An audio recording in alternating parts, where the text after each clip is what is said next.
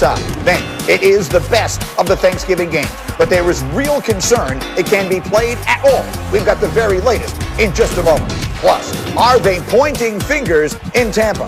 Can Tom Brady pull this group together in time to save a season that feels like it's slipping away? Answers to those and other questions as we get up with you, starting right now from the Seaport. I am Greeny. I am by myself in this room, but I am by no means alone today. I have the two things I need. One, I've got the sheet.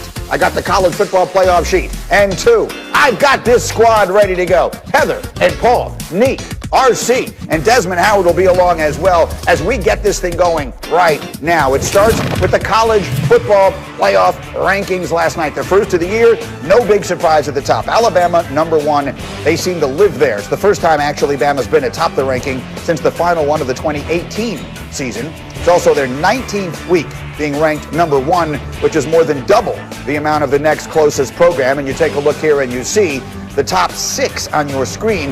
At number two is Notre Dame, their highest initial ranking. Clemson in at number three. No team initially ranked third has ever made the playoff. And then rounding out the in teams are the Buckeyes. You see Texas A&M and Florida sitting there on the outside. Again, these the very first of the rankings. There will be more. Let me bring the crew in here for our initial reaction, and so much to talk about as we look at it here. And tell me, who do I have ready to go? Heather is there. I know Paul is there. And we're waiting for Desmond Howard. He'll be with us in just a moment. And there he is. Des is ready to go as well. Good morning, Des. But Heather, let me start with you. As you watched it all unfold last night, what was your number one takeaway? What's the most important thing fans should have taken out of last night?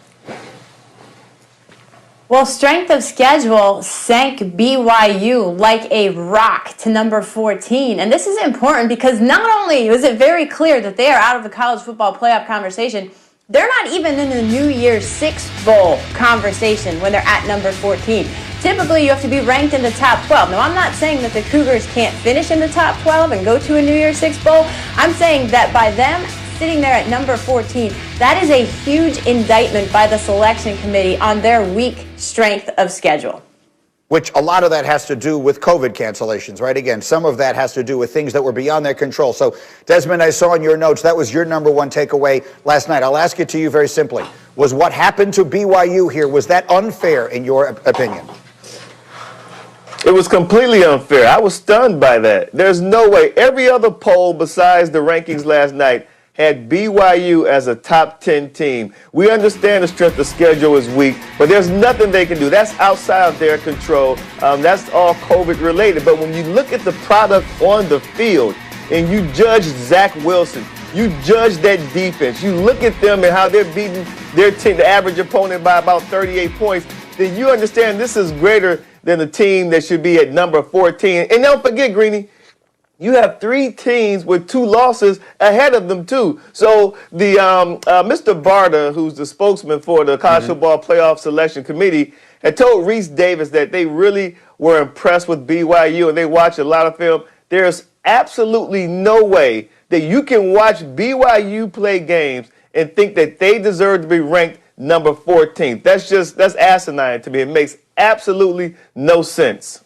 It's Gary Barta, who is the chair of the committee and is also the AD at Iowa. And by the way, their strength of schedule is 81st, but their strength of record is number 10 in the country, for whatever that is worth. So that clearly was the one story that got the most attention last night. Paul, what else jumped out to you? What was the next most important thing to you? Well, this was pretty obvious, and it's where the SEC is positioned right now. We know about Alabama, but after that, there's a reasonably good chance a second SEC team can get in. We saw that a couple of years ago when Alabama and Georgia met. Nobody really wants to see it, but if Florida beats Alabama in the SEC championship game and everyone else continues to win out, then there's a reasonably good chance Florida gets in. Now, if Florida loses, look out. Here comes Texas A&M. Remember, they beat Florida at Kyle Field back in September. They lost to Alabama in Tuscaloosa, but they are positioned to finish in that fourth spot if things go according to plan, which, Greeny, you said they never do. Oh, of course not, but the SEC is positioned for that. But Heather, it feels to me like the ACC may be positioned for that as well, with Notre Dame sitting at 2 and Clemson at 3, and the two on a collision course to meet again, having played a game that went into overtime without Trevor Lawrence. If they play another close game and Clemson wins, it certainly feels like there's a path for the ACC to get 2 in based on where they're sitting now as well. It sure does, especially considering that a one-loss Clemson team got the edge last night over undefeated Ohio State, which is justifiable considering Clemson has a top 10 win now against Miami, and it was a double overtime win in the loss, to Notre Dame, and the committee noted that they were down some defensive players and didn't have Trevor Lawrence. So if they split, their only losses are to each other. I certainly think that they have a great chance for both of them to finish in the top 4.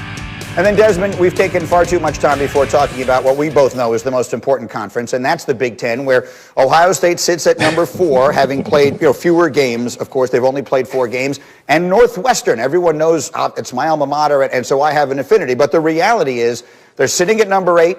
They have a date with Ohio State looming if they are unbeaten going into the championship game. So it feels to me like they control their own destiny. Northwestern wins out, they will be in the college football playoff. Is that right?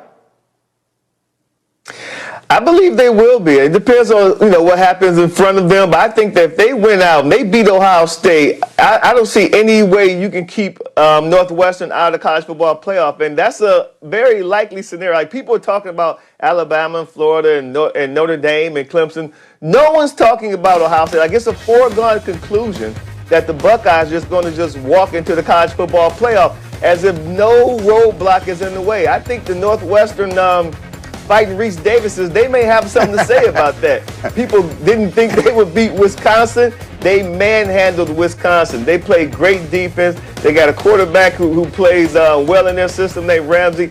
I just think that people aren't really focused on the brand of football right now and the style of football that Northwestern's playing, so they can definitely control their own destiny if they win out. Well, I'm focused on it, and I will say I totally agree with you. They have beaten 2 teams